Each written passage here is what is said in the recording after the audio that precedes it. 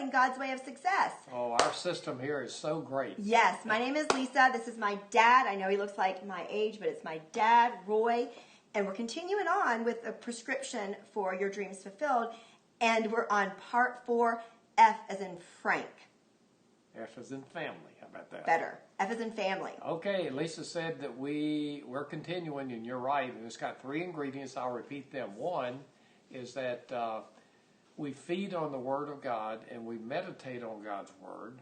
Number 2, we cap contamination. By that we mean we significantly reduce the deposit and input of natural worldly thoughts. And then number 3, we pray in the Spirit. Glory to God. Now, in our God language. Man is a spirit that lives in a natural body. In Genesis 6:3, it says that our days shall be 120 years. Not 70 and 80, that's further back in the Bible, but 120 years. So, man's natural body was created to live 120 years. And at that time, and his spirit, at that moment, his spirit relocates to heaven for eternity. Hallelujah. Obviously, in heaven, none of the curse exists like it does here on earth. And in heaven, we hear in God's Word that we are to honor God's perfect will in earth as it is in heaven. So what we want to do first off here is that Lisa's going to read our first scripture with us, which is Matthew 6, 9, and 10, and you are going to be blessed with it. And this is the Lord's Prayer, and this is from the English Standard Version today. ESV. Pray then like this: Our Father in heaven, hallowed be your name, which is honor. We honor and glorify you. Your kingdom come, your will be done, on earth as it is in heaven. That means with Jesus going to the cross for us, we've been redeemed, and the glory is here, and we are to live like Jesus did when he walked the earth, by the power of Jesus and the Holy Spirit. So we are to honor God's perfect will in earth as it is in heaven. That's exactly what she just... All right, the big question is, how do we do that? How do we live here on earth in relation to God's perfect will in heaven? How do we live on earth as we would when we're all in heaven? Well, interestingly enough, that's the objective of this series, is that we start off with the 3 things. We live by feeding on the Word of God, meditating on God's Word. That develops faith. In Romans 10:17, it says, faith cometh by hearing, and hearing by the Word. And then the second thing, we put the Word in, but then we put a cap as far as the contamination of natural worldly thoughts come in our mind. And later on at the end of the broadcast, I'm gonna give you a sentence that's going to float your boat. And then number 3 is that we pray in the Spirit, or we walk in the Spirit, because what we're trying to do is to live our life according to what God says. And the reason, for anyone joining just now, the reason for all this is not a bunch of rules and regulations and things to follow. This is what happened to me, my dad.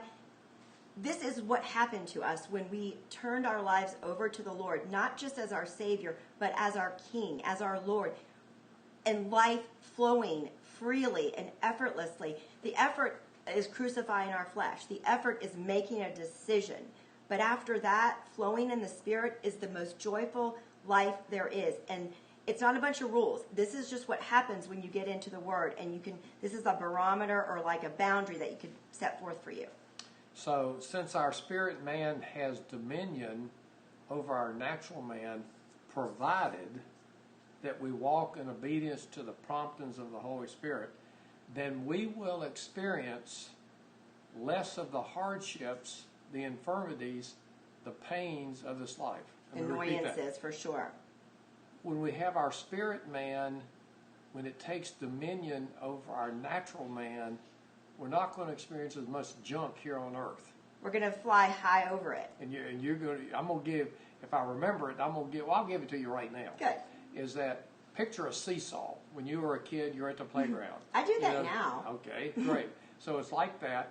So if I got on the seesaw at one end and you, or Lisa, let's say, got on the other end, she would go up in the air and I would have dominion over her because my weight is heavier than her. Now, I could pray in the spirit and my angels would help me, but that's another story. Well, that might be true. However, in the natural, the same thing is true in God's Word. When we have a great deposit of God's Word, glory to God, and less of the natural worldly thoughts in our mind, and really in our mind, then therefore it's controlling. It's got dominion, and that's why that number 2 ingredient is so important, and that is to go ahead and to reduce the amount of contamination of natural worldly thoughts. Reduce yourself. And we've talked about that as far as social media, news feeds, TV, whatever. It's trying to serve self. It's self trying to survive. That's social media and all that is just entertainment for self. Self trying to keep up. Self trying to keep busy. Self not want to be bored when they're by themselves because of fear. It really goes back to self and pride, which is Satan. People will say, well, I've got to do something. Oh, who will say that? Well, people. Oh, will say, interesting. Someone really close used to say that. And I wonder who that was. yeah, I don't know. I forgot. But anyway, how did that person learn that that's not a true statement? It's a liar. You heard about that person. Well, I'm not sure. Who is that person? It doesn't matter, but he learned somehow. I'm not sure how he learned. Yes, you are. He learned from getting into the Word and making a decision. And number 1, feed on the Word and meditate on the Word. You fed on the Word more. That's you had to increase it more. I put more weight on the seesaw. But you got to have something to do. Well, you do. While you're sitting there on the bottom of the seesaw, you pray in the Spirit. And your flesh, none of our flesh enjoys it at first. It's not fun at first. It seems very awkward, like my dad talked about, very weird. It doesn't feel like we're connected. Once you make a decision to choose God and make Him final authority, then it will come alive. But you can't just do it halfway. Okay, we've got two scriptures that Lisa's going to read. Okay, here. which one is this and about? The first one is 1 Corinthians 2, 9 through 12. This is from the NLT version. That is what the scripture means when they say, no eye has seen, no ear has heard, and no mind has imagined what God has prepared for those who love Him. But it was to us that God revealed these things by His Spirit, for His Spirit searches out everything and shows us God's deep secrets. 11. No one can know a person's thoughts except that person's... Hello. I know. This is so important. No one can know a person's thoughts except that person's own spirit, and no one can know God's thoughts except God's own spirit.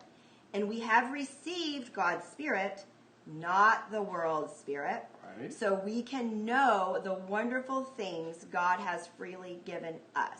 Okay, and the second one is Hallelujah. The second one is Galatians 5:16. I just said this to someone the other day. This is from NLT also. So I say, let the Holy Spirit, let, capital L-E-T, let the Holy Spirit guide your lives. Then you won't be doing what your past sinful nature craved. And in some translation it says what your lust craves, which is passion, which is also pressures, the pressure of Yeah. life. Lust is not just the sexual thing. Right. It's the pressures of life, and which we all And have. you all but know we can't have that I dominion. had the pressure of the food weight eating situation, and it wasn't until the Lord showed me to do this, live in the Spirit, and you won't be controlled by the flesh. That's exactly what happened. Most people want an instant result. If they get an instant result, it will not be long term. I wanted a long term result, and that is with the Spirit leading. So, in conclusion, Glory to God. to walk on the road towards God's perfect will, which is what really our objective is here on earth, we need to spend more time meditating on God's Word, praying in the Spirit, and hearing and obeying the promptings of the Holy Spirit, and spend less time watching, listening, and reading, and focusing on the things of the world. Spend time with God. He's so awesome. He's your Father. Let me give you, which is our reference, or let me give you a sentence here, is that I was exposed to recently, and I think and I'm going to probably read it twice. This wasn't on the outline. I'm excited about that. It just came to me since I put Hallelujah. that. That's exciting.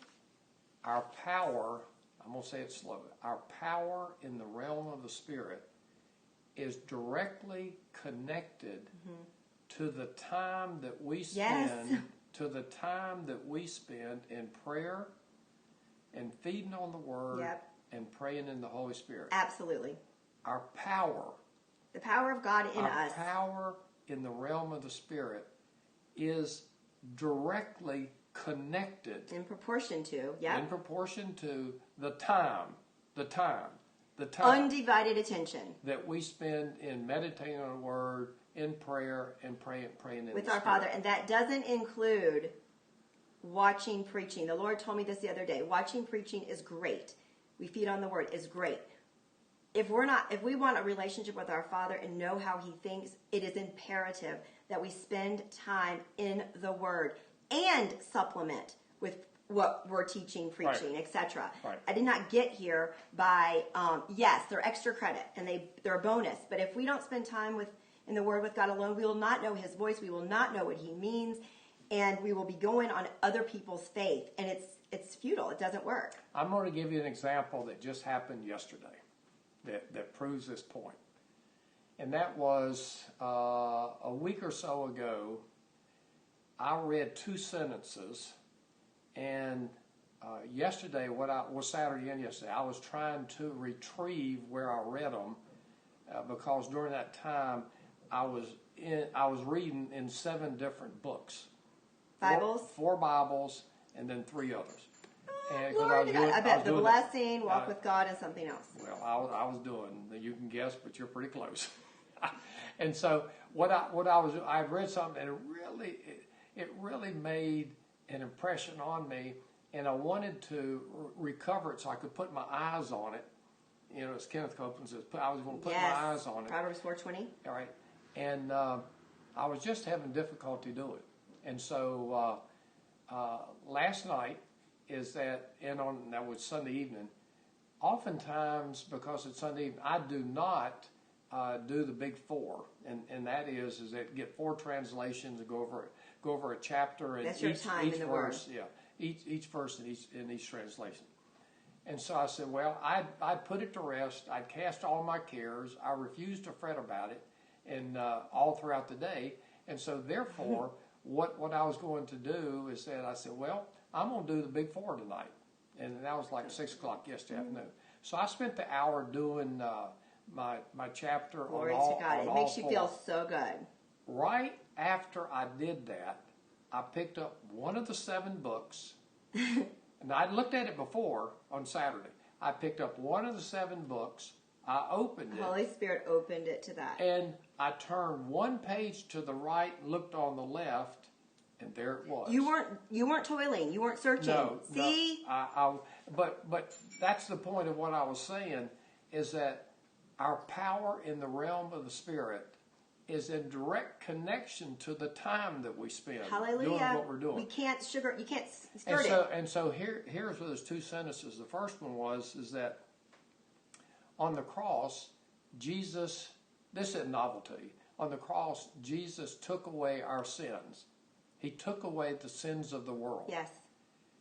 In the resurrection, Jesus revealed salvation to those who eagerly embrace Him. Yes. And I think that's the reason why, because it made the distinction on the cross. He took away our sin.